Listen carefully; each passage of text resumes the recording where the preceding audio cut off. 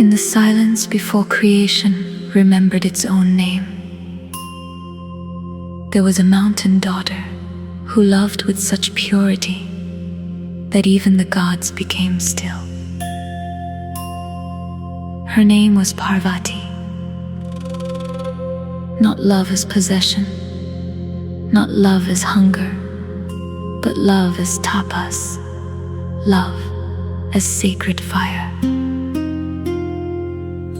She was born amidst the snow peaks, surrounded by beauty, comfort, music, and royal grace. Yet her heart was restless, because somewhere beyond the forests wandered the great ascetic Shiva, clothed in ash, silent as eternity, carrying within him the stillness before worlds arise. Others feared him, some mocked him, but Parvati saw something no one else could see. She saw the infinite hidden inside the lonely. And so began one of the greatest love stories ever whispered by the soul of humanity. Not a romance of conquest, a romance of transformation. Parvati did not try to seduce Shiva through beauty alone. She transformed herself through devotion. She entered the forest. She left behind luxury. She sat beneath burning suns and freezing moons. Days became months, months became years. Her longing became prayer. And this is the secret most people do not understand. Longing itself can become a path to God. When desire runs outward, it becomes lust. When desire turns inward toward truth, it becomes sadhana. Lust says, I want to consume. Love says, I want to unite. And divine love whispers, I want to dissolve. Parvati's penance was not suffering for suffering's sake. It was purification.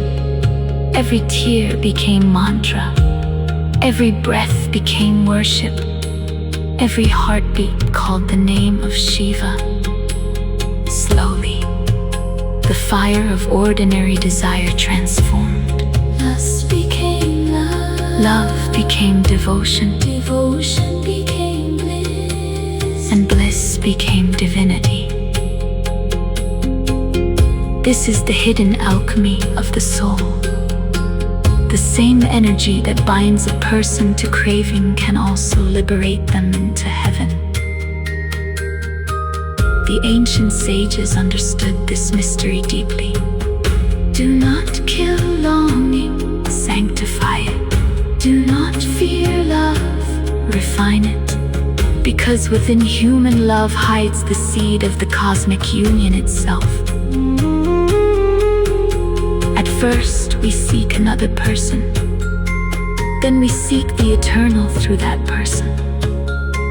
Then finally, we discover that the beloved was always the doorway to the divine.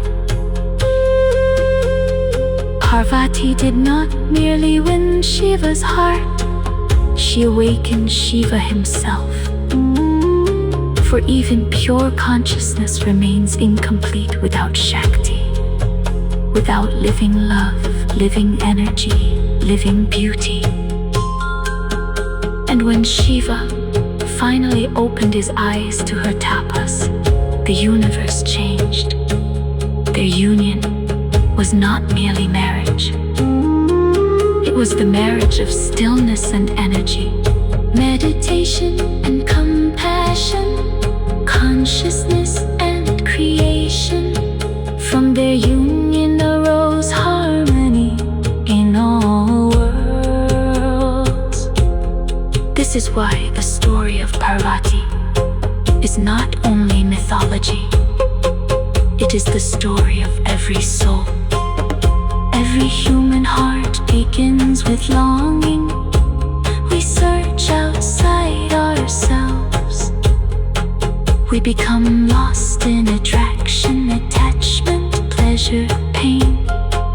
But one day, if the soul matures, longing changes direction. Then love stops being a chain and becomes wings.